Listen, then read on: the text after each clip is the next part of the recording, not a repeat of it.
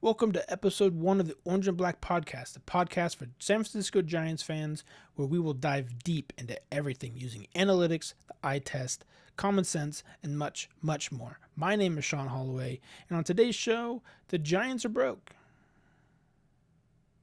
I know it's hyperbole, but that's how they're acting, right? The Giants are broke. Plain and simple. I don't know where the $700 million went for that they were going to give Ohtani. Don't know where the $300 million they were going to give Yamamoto is. Sure, they went out and spent on Adames. Sure, they traded for Devers. But where's the rest of that money? Combined, that doesn't even equal half of what they were going to give Ohtani.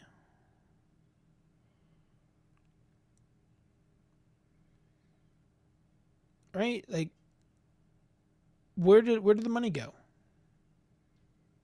They're worth $4 billion, but they're acting like they're the A's. They don't want to spend money. It makes no sense. They have the entire Bay Area, right? They have all of Northern California. Where did the money go? I don't get it. $4 billion, and they are unwilling to spend. It makes no sense. And I know. They went out and got Adames and they traded for Devers. But that's like buying 2 tires for a car that takes 4. You need all 4. You can't just drive on 2 tires. It makes no sense.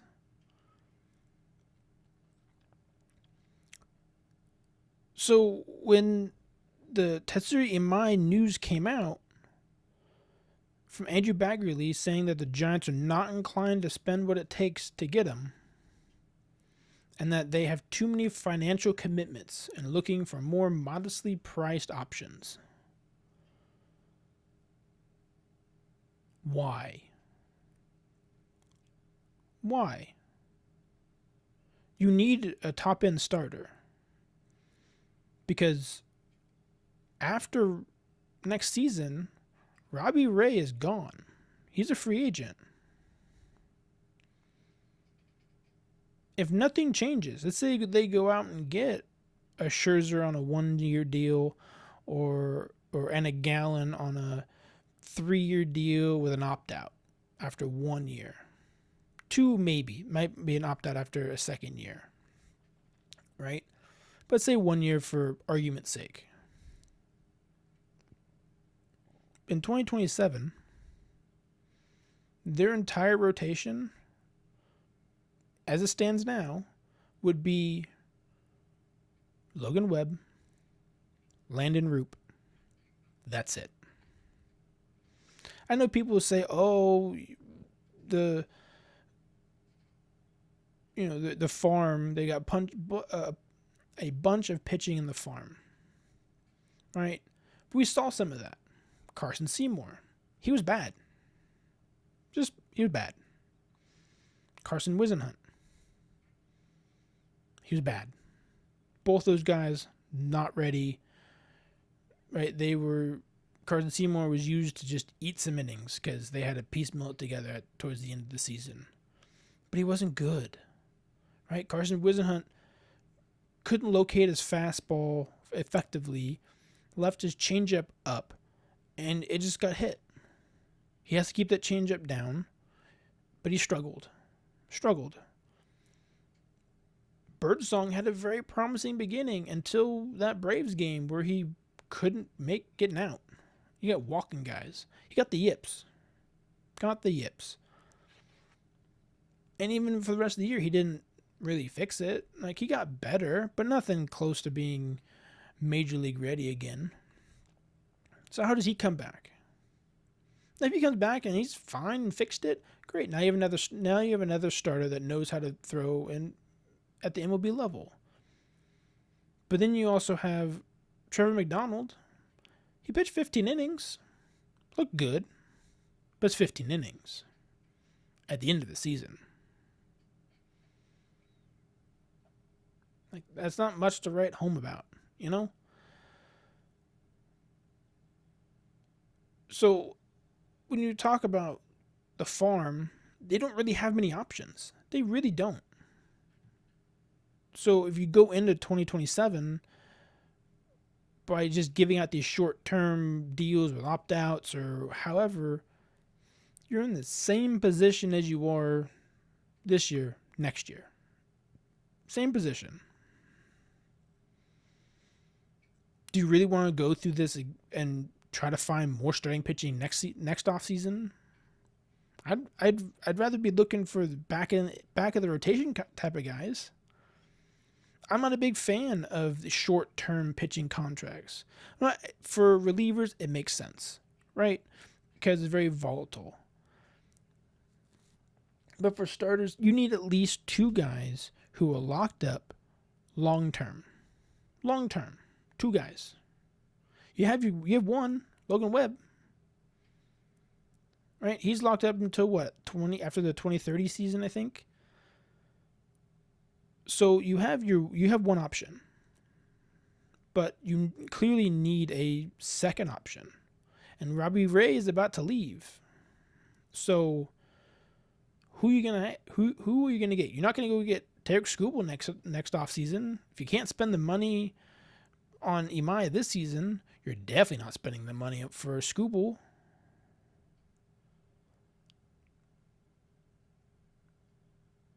Why trade for Freddie Peralta if he's going to hit the market next offseason? Sure, you can sign him to an extension, but why would he want to do that when he can go get a contract next offseason for a ton of money? I do not like nothing but short-term options or short-term contracts. As a fan, it makes me nervous because if you keep having this constant churn of starting pitching and just this cycle, we already went through that with the position players. If you do this again, it makes it hard to root for the guys because it's like, well, is this guy going to be around? Oh, this guy is not going to be here next year. Oh, he has an opt out, right? You're constantly having to look for pitching every single year. I know there's no such thing as too much pitching. But at the same time, it's like you need some sort of stability. If you're constantly looking for back-end guys, sure, that's one thing. But you basically have to redo your entire starting rotation every single year? What are you doing? What are you doing? Right? So what I believe they're going to do is be cheap, like they always have, year after year. They say the same sweet nothings in our ear about how, we're going to spend, we're linked to this, we're linked to that, we're talking to this guy, we're talking to that guy. And then they come out with, Goodwill. They basically shop in the bargain bin at Goodwill, right? So what I think they're going to do is go get a Max Scherzer on a 1-year deal, go get Zach Gallen on an opt-out, a short-term contract with an opt-out, and run it back and try to find starting pitching on a cheap deal and hope, for next off season, and then hopefully the farm will make massive strides next season. And that's the route they're going to go, is try to use the young guys and hope it all pays off. But it doesn't make sense. None of this makes sense. To me, that's the wrong move. None of this makes sense. Because you go out and you sign Devers, you go out and trade for, you go out and sign Adames, trade for Devers. You go and sign a coach that has never been in professional baseball ever, player or coach. Make him the manager on a 3-year deal. and then you skimp out on one of the things that you want to pride yourself on, pitching and defense. You won't even take the time to go get the pitching. Like, are you setting Tony up for failure? Like, I'm confused. None of this makes sense. Like, I've said this for years. The Giants are too risk adverse. And it honestly, it feels like paralysis by analysis. They try to analyze and try to account for all the variables, all the oh, well, this could go wrong. Oh, this player could get injured. Oh, this, oh, that. And then they don't take the shot. They don't go get their guy. And then they just, well, we tried. We tried. It's like that. It's been like that every year. And for the last 4 years, the Giants have been a 500 team. It's maddening. It is maddening. It's confusing. It makes no sense. Why would you go out and spend that kind of money you did last offseason, trade for Devers, take on that full contract, go get an unproven coach to be the manager, and then just wipe your hands and be like, I'm done. We're done. Like, why? Why would you do that? It doesn't make sense to me. Doesn't make sense to me. One of the arguments that I see, and I absolutely hate it. I hate it, is, well, you don't give pitchers long-term contracts because it does not age well, or they don't tend to work out. Well, any long-term contract can age poorly. Any long-term contract has its risks, right? Oh, well, a pitcher could get Tommy John and be out for, a season or two because of it, depending on when they, kind of get it. Okay, sure, that's a possibility. But what about position players? There's many examples of guys on long-term contracts that have been bombarded with injury, have lost a ton of time because of injury. Right? Prince Fielder had to retire because of his neck at 32 years old. Mike Trout hasn't played last year he played relatively healthy, but he only played 130 games. But prior to that, the previous 4 seasons or 3 seasons, right, he's played under 110 games or something like that. He missed like large swaths of the seasons because of injury. Right? Ronald Acuna Jr. missed 2 seasons, or a season and a half total based off of games. He basically played parts of 2 seasons because he tore his tore his ACL and his knees. One knee in one season and the other knee in another season. Right? I know this might be a little different situation, but Anthony Rendon, he put up a 7-WAR season in 2019, got that long-term contract, that 5-year deal, or 7-year deal, 7-year deal, and he's been horrible. Again, that might be personality things and him just giving up and not trying because he's already said that whole he doesn't really enjoy baseball type of thing. But he's also been injured. And you might say, oh, well, it's the Angels and they're a horribly ran franchise. Both can be true at the same time.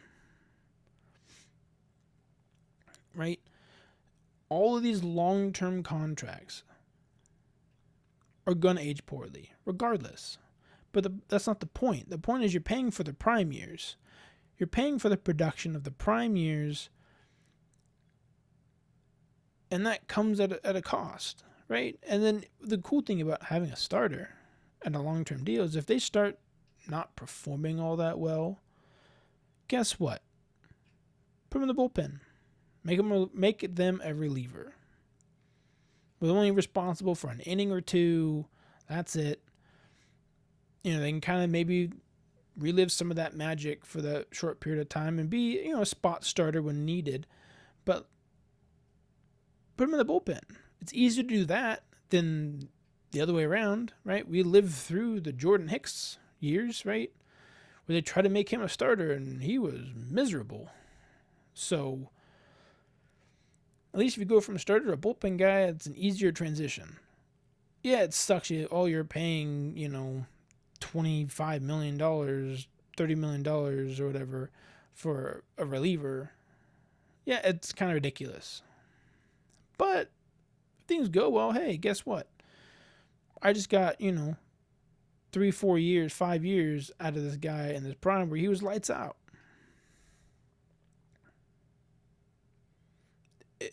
Paying for good players comes at a cost, right? But the Giants are just too risk adverse where they do not want to spend any money on players because they might get injured. Welcome to sports, people. If you are so risk adverse that you're unwilling to pay players because they might get injured, you do not deserve to be an owner of a professional sports team. Go sell the team. Can't believe I'm saying that, but go sell the team. If you are unwilling to pay players because they might get injured, go sell the team. Simple as that. It sounds ridiculous. I've never really been on the whole sell the team sort of thing. But at the same time, I understand it. I don't want to go back in the Farhan years where there's constant roster churn because you're unwilling to give players, long-term contracts or go pay for the good players because, they might get injured during it, or, we don't want to pay that sort of money. So we're just going to throw out, this 35-year-old journeyman who's been on 17 different teams that, throw him out there and hopefully he becomes good. Right? I don't like that brand of baseball. It has its place, finding the diamonds in the rough. It has its place. But that should not be the backbone of your team. Those are the guys you fill in spots, fill in the holes, not the backbone of your team. And part of that backbone is having a top-end 1-2 punch. A top-end 1-2 punch. Why are you wasting Logan Webb's prime years because you don't want to go spend the money on good players? It makes no sense. And then today, it was reported that the Giants reached out to Kyle Schwarber. No, I don't believe they did, first off. But just the fact that that's being reported is a big slap in the face to Giants fans. Because, yes, I would love to have him on my team if we didn't already have 2 DHs on our team. Are you going to trade Bryce Eldridge for a pitcher? For a quality pitcher? Like a Joe Ryan? Are you willing to give up your number 1 prospect, your best prospect you've had in years, for 2 years of Joe Ryan? He's a free agent after the 2027 season. We can get 2 years out of it. Trade Eldridge for a 21-year-old kid, a potential superstar, for 2 years of Joe Ryan? Because we know you're not going to pay him. If you're unwilling to pay for the free agents now, why would you pay for him in the future? It makes no sense, right? We know you're not going to pay for him. Are you going to go get 100 Green? No, 100 Green I can get behind. He's got another like 5 years on his deal. Might cost more than a Bryce Eldridge, but you never know. But that's all in the case if you actually sign Schwarber. But then why would you trade your prospect when you have a perfectly good top end starters available on the market now? You can keep Eldridge. You can keep him. Go sign a free agent. No. You won't do that. You won't do that. And it's frustrating. It is frustrating as a fan because you don't have, with very little prospect capital the Giants do have, because most of the good guys, like the actual like quality prospects, are in the lower part of the minors, right? The Dakota Jordans, the Bo Davidsons, the Reiner Arias, the Johnny Level, right? They're on the low end of the minors. They're years away from even making an impact, and you never know, right? They might get to double and triple A and struggle, right? Who knows? And the Giants aren't known for their development. Yeah, it's taken some big strides this last year, but you never know, right? That's the point I'm making. You never know. So I don't like how the Giants, what they're doing makes no sense. The timeline, everything doesn't make sense. I feel like they're trolling us at this point. I think they're trolling us. Like, oh, we're going to go spend the money on position players, but then we're not going to spend the money on the pitching part of the game. Like, it's like as if they ran out of money, right? Like, that's how they're acting, as if they had their first credit card and they're going and buying everything they possibly could. And then they go to pay for something, and then the card gets declined. And look, oh, I don't have any more credit left. Right? Like,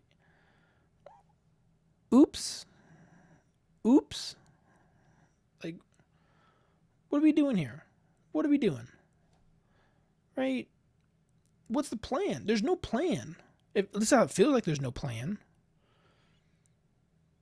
Right? I feel like this offseason, the Giants are just going to just do those Farhan-esque deals where just trying to find a diamond in the rough, trying to improve in the margins, kind of run it back, hope that Elliot Ramos can be a good, just an somewhat average left fielder. Hope that Jung-Hoo Lee figures out center field. Hope that Drew Gilbert starts hitting. Hope that Patrick Bailey starts hitting. Hope that the farm system takes huge strides. There's a lot of things that the Giants, at least what it feels like, are betting on and hoping on. And if all of that goes poorly, then they're screwed. I feel like they're just kind of screwed. They kind of screwed themselves. Like, what are you going to do? At this point, if they just go for these modestly priced options and they just go after these, low risk signings and hope for the best, they're going to be a 500 team again next year. 81, give or take 2 wins. Right? Plus or minus 2 wins. Why would it change? Why would it change? Sure, you get a full year of Raffy Devers. Sure, you'll get a full year of, or at least another full year of Ramos trying to figure out left field, and a full year of the new coaching staff, and hopefully they can, not go 16 straight games of scoring 4 or less runs. Maybe they can go a full season without watching a fastball down the middle for a strike. Maybe Drew Gilbert figures out how to hit too. Maybe Jung Hoo Lee becomes an above average center fielder. Maybe Bryce Eldridge is everything he's not chalked up to be, right? And he's hitting 30 home runs and hitting a bunch of them in the Cove. I don't know what it is. You got to play the games. But the way the roster is constructed, it feels like that they're... I'm sure you guys have seen that meme where it's like the Bugatti in a parked in like a trailer park, right? Like a mobile home. I feel like that's like the Giants, in a sense, right? They have some good pieces, right? Got Devers, got Adames, Chapman, right? Eldridge could be, hitting 30 bombs a season, or even 40 bombs. But their pitching staff, if you can call it that, questionable.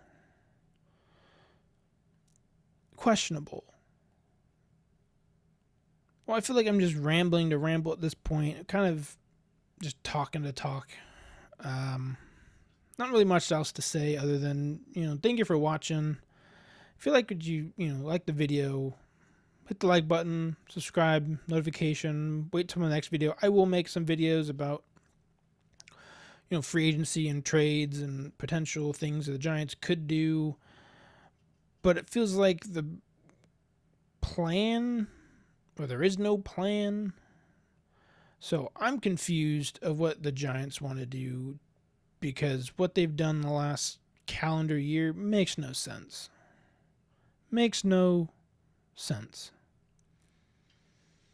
They're too scared to give out long-term contracts because they were burned by Barry Zito, Johnny Cueto, Jeff Samardzija.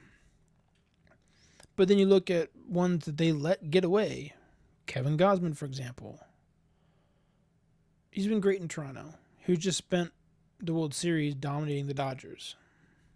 And he wanted to come back to San Francisco. But they just decided, nah, we're not going to talk to you. We don't want you no more. But yeah, it's frustrating. I don't know what else to say other than leave a comment. Let me know what you think. Do you agree? Disagree?